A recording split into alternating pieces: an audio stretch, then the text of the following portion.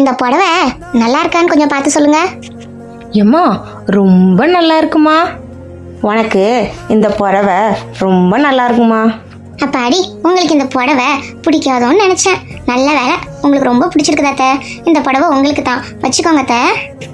அப்படியாம்மா, ரொம்ப நல்லா இருக்குமா.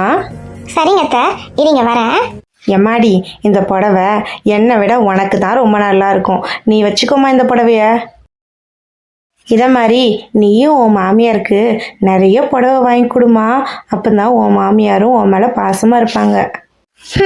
நானும் அவங்களுக்கு அடிக்கடி புடவை வாங்கி தாம்மா கொடுத்துட்ருக்குறேன். ஆனால் அவங்க அந்த புடவை எல்லாத்தையும் அவங்க பொண்ணுக்கிட்ட கொடுத்துருவாங்க.